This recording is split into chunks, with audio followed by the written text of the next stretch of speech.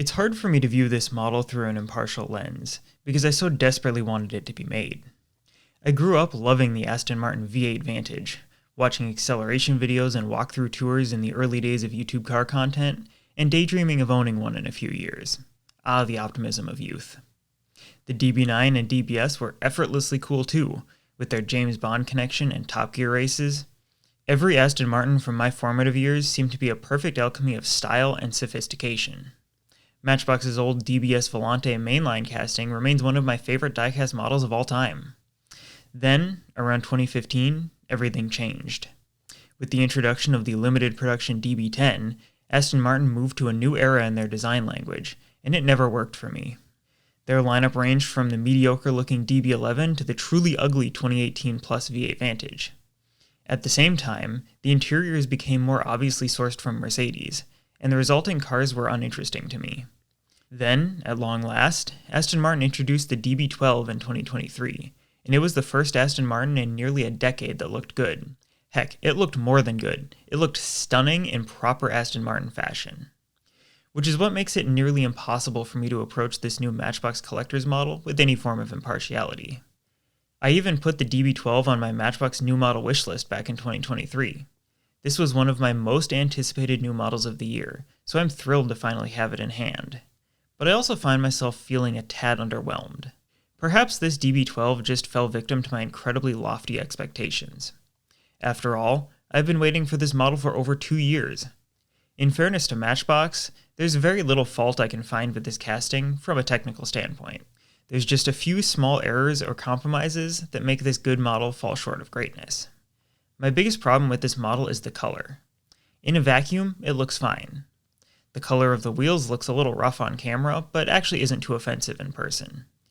I'm not looking at this model in a vacuum though, because I know what the press color of the DB12, which this model is clearly trying to emulate, is supposed to look like. In Aston's press photography, the iridescent emerald paint is both brighter and more saturated, while the bronze wheels are so dark they verge on being brown. The green that Matchbox used is more of a forest green, with a hue that looks considerably darker. The wheels, on the other hand, are somewhere between gold and mustard yellow, and they're certainly nowhere near the classy bronze color of the real wheels they're trying to emulate. At least the wheel design itself is the best in Matchbox's premium arsenal, even if they still fall short of almost all of the real rider designs used by Team Blue. Since we're on the subject of objectionable choices, let's run through my other criticisms of this model, rapid-fire style. The lack of side mirrors is disappointing, though not unexpected. The black roof is technically an option on the real car, but nearly every picture of a DB12 I see features a color-matched roof, so I would have much preferred to see a green roof on this model. The casting includes bumps for parking sensors on the front and rear, and I don't think they translate well to 1/64th scale. Despite my criticisms, I don't think this is a bad model. There's a lot to like here too. The proportions are a very close match to the real car, and the metal base makes this casting feel wonderfully weighty. Apart from the aforementioned paint and roof colors, the deco is absolutely perfect.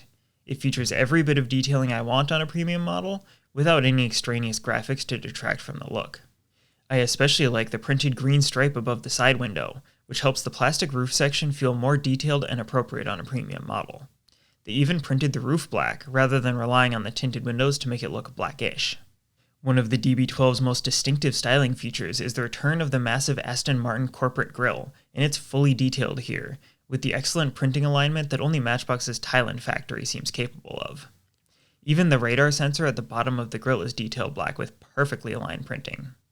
Around back, the DB12's razor-thin LED brake lights are perfectly printed, and the Aston Martin logo and text on the trunk are reasonably readable.